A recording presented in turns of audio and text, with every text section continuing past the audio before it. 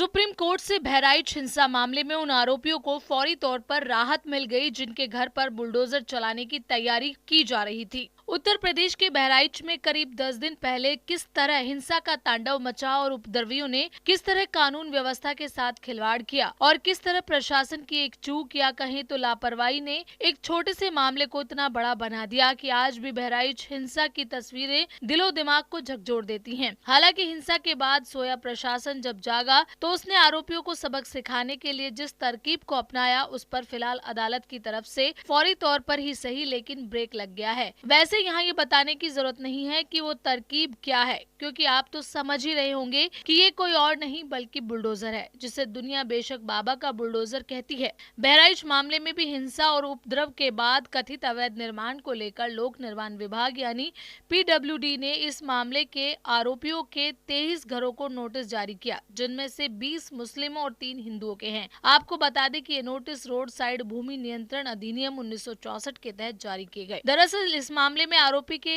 याचिकाकर्ता ने आरोप लगाया कि उत्तर प्रदेश सरकार ऐसे मामलों में सुप्रीम कोर्ट के आदेश की अवहेलना कर रही है, जिस पर याचिकाकर्ताओं और यूपी सरकार की तरफ से पेश वकील के बीच जमकर बहस भी हुई। जैसा कि आरोपियों की संपत्ति पर बुलडोजर कार्रवाई के आदेश के खिलाफ याचिकाओं की और सुप्रीम कोर्ट में चुनौती दी गई है। याचिकाकर्ताओं के वकील ने कहा कि 13 अक्टूबर को बहराइच में एक घटना हुई, इसमें एक मौत का मामला है।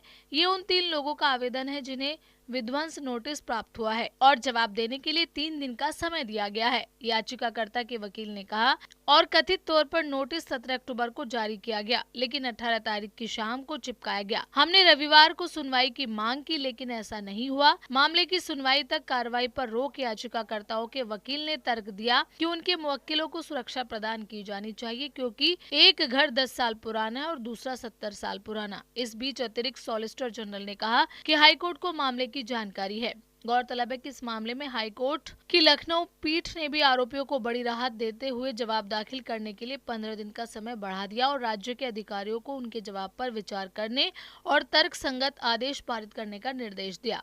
आपको बता दें कि मां दुर्गा की प्रतिमा के विसर्जन के दौरान बहराइच में भड़की हिंसा में राम गोपाल मिश्रा नाम के युवक की गोली मारकर हत्या कर दी गई थी, जिसके बाद PWD और बहराइच प्रशासन की तरफ से बहराइच में महसी इलाके में 23 घरों को खाली करने का नोटिस चस्पा किया गया था और उन्हें खाली करने के लिए 3 दिन का अल्टीमेटम भी दिया गया। तब बुलडोजर कार्रवाई के डर से ज्यादातर लोगों ने खुद ही अपना सामान वहां से हटाना शुरू कर दिया। इसमें हिंसा के आरोपी अब्दुल हमीद का घर भी शामिल है। जैसा कि सुप्रीम कोर्ट ने करीब 1 महीने पहले उत्तर प्रदेश समेत अलग अलग राज्यों में बुलडोजर से अपराध के आरोपियों के घर गिराने के मामले पर सुनवाई शुरू की थी।